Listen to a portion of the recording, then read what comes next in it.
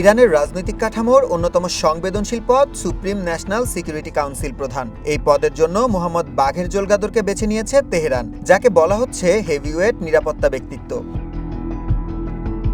মোহাম্মদ বাঘের জোলগাদর ইরানের সামরিক ও নিরাপত্তা ব্যবস্থার একজন অভিজ্ঞ ব্যক্তি। দীর্ঘ সামরিক ক্যারিয়ারে তিনি আইআরজিসির জয়েন্ট চিফ এবং ডেপুটি কমান্ডার ইন চিফ হিসেবে মোট ১৬ বছর দায়িত্ব পালন করেছেন। ১৯৭৯ সালের বিপ্লবের পর গঠিত এই বাহিনীর প্রথম প্রজন্মের সদস্য হওয়ায় নীতি নির্ধারণী পর্যায়ে তার বিশেষ প্রভাব রয়েছে। বিশ্লেষকরা বলছেন, জোলগাদরের নিয়োগ ইরানের দীর্ঘমেয়াদী পরিকল্পনার অংশ। বর্তমান যুদ্ধকালীন পরিস্থিতি বিবেচনা করেই এই দক্ষ সামরিক কর্মকর্তাকে বেছে নেওয়া হয়েছে।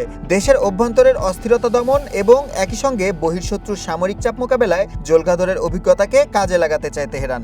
বিশেষ করে সর্বোচ্চ নেতা মোস্তফা খামেনির দপ্তরের সাথে নিরাপত্তা ও কৌশলগত কার্যক্রমের সমন্বয় করাই হবে তার প্রধান কাজ। নতুন এই নিরাপত্তা প্রধানের সামনে এখন বড় চ্যালেঞ্জ দেশের ভেতরে এবং বাইরের পরিস্থিতি সামাল দেয়া। তেহরান ও ইস্পাহান সহ বিভিন্ন শহরে ড্রোন ও ক্ষেপণাস্ত্র হামলা এবং পশ্চিম সীমান্তের নিরাপত্তা ঝুঁকি মোকাবিলায় তাকে দ্রুত সিদ্ধান্ত নিতে হবে। বিশ্লেষকদের মতে, জোলগাদরের এই নিয়োগ ইরানের জাতীয় নিরাপত্তা ব্যবস্থায় সামরিক বাহিনীর নিয়ন্ত্রণকে আরও শক্তিশালী করবে।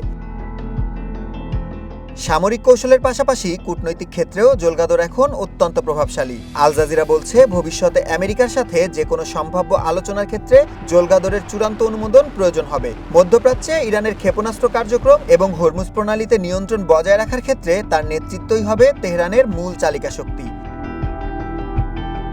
সুলাইমান সবুজ, ওয়ান ইন্টারন্যাশনাল ডেস্ক।